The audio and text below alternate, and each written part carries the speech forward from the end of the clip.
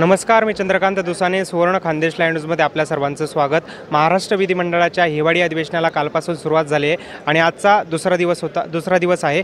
आपल्यासोबत सुवर्ण खानदेश लाईव्ह न्यूजच्या वतीने हिवाळी अधिवेशनानिमित्त खानदेशातील आमदारांसोबत संवाद साधण्यात येतो आहे. आपल्यासोबत आता बोलण्यासाठी आहेत चोपडा मतदारसंघाचे शिवसेना आमदार श्री चंद्रकांत सोनवणे. सर, तुमचं सुवर्ण खानदेश लाईव्ह न्यूजमध्ये मनापासून स्वागत. आभारी आहे. 2014मध्ये विधानसभेत आला होता, त्यानंतर 19मध्ये लताताई आल्या, पुन्हा 24मध्ये तुम्ही आलात. काय पहिली प्रतिक्रिया? आनंद आहे. जनतेने आमच्यावरती विश्वास दाखवला. आदरणीय मुख्यमंत्री एकनाथराव शिंदे साहेबांनी आम्हाला तिकीट दिलं आणि जनतेने आम्हाला निवडून दिलं. याबद्दल चोपड्याच्या जनतेचा आणि आदरणीय मुख्यमंत्री एकनाथराव शिंदे साहेब यांचे मी मनापासून आभार मानतो. त्यांच्या आशीर्वादाने ती संधी भेटली आणि आमदार लता सोनवणेच्या माध्यमातून 19 ते 24मध्ये भरपूर प्रमाणात कामं चोपडा शहरात झाले, चोपडा तालुक्यामध्ये झाले. त्या कामाचा पावती म्हणून जनतेने आम्हाला आशीर्वाद दिला आणि मलाही इथे पुन्हा संधी दिली. सेवा करण्याची, जनतेची सेवा करण्याची संधी मला दिली. चोपडा मतदारसंघामध्ये पहिल्यांदाच शिवसेना म्हणजे 2 गटात लढत होती, उद्धव सेना विरुद्ध शिंदे सेना. कशा पद्धतीने निवडणूक झाली? तुम्हाला विजयाचा विश्वास कसा? मला विजयाचा विश्वास होताच, कारण तो मतदारसंघ हा भगवा ध्वजाला मानणारा मतदारसंघ आहे.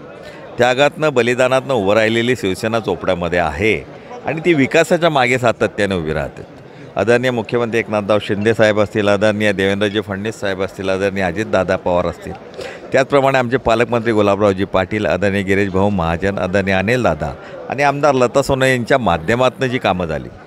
लाडकी बहीण योजना सर्वसामान्य जनतेच्या घरापर्यंत लाडकी बहिणीच्या माध्यमातून सरकार पोहोचलं आणि त्यांना मदतीचा हात दिला.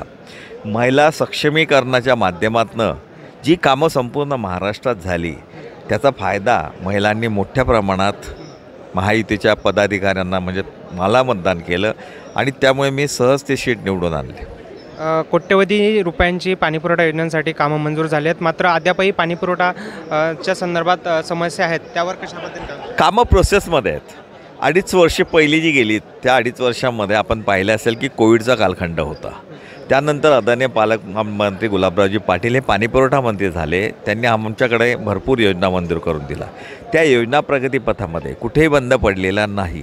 टेंडर झाले, टेंडर झाल्यानंतर निगोशिएशन झाल्यानंतर प्रोसेसमध्ये कामं सुरू झाली. मग त्याला सोर्सेस, वॉटर सोर्सेस जे असतात ते बघावे लागतात. MSCBचं कनेक्शन बघावं लागतं, जागा बघावी लागते.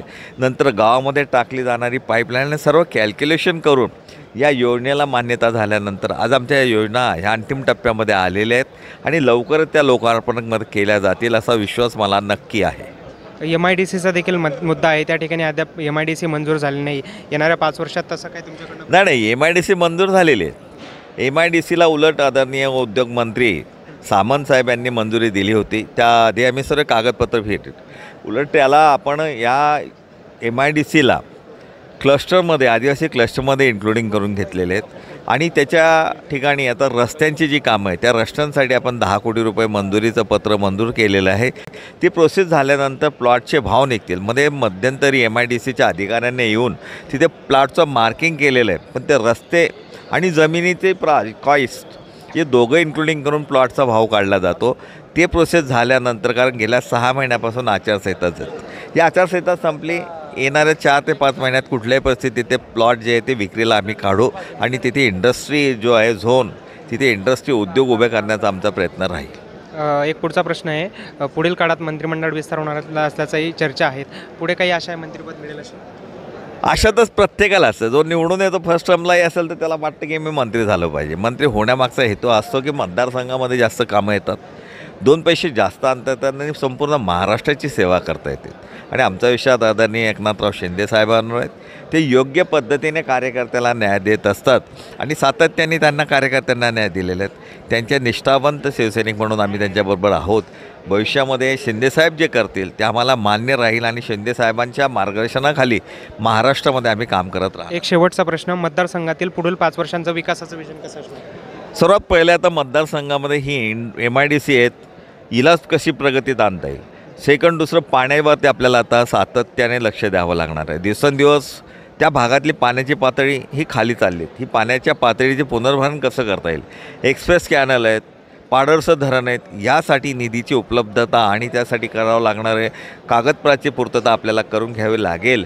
याचबरोबर आमच्या आदिवासी भागामध्ये जे प्रकल्प आहे या प्रकल्पांसाठी सुद्धा प्रयत्न चालू आहेत. ते प्रयत्न आता जोरात करून ते जे राहिलेले प्रोजेक्ट आहे पूर्ण करण्याचा माझा मानस राहिलेला आहे.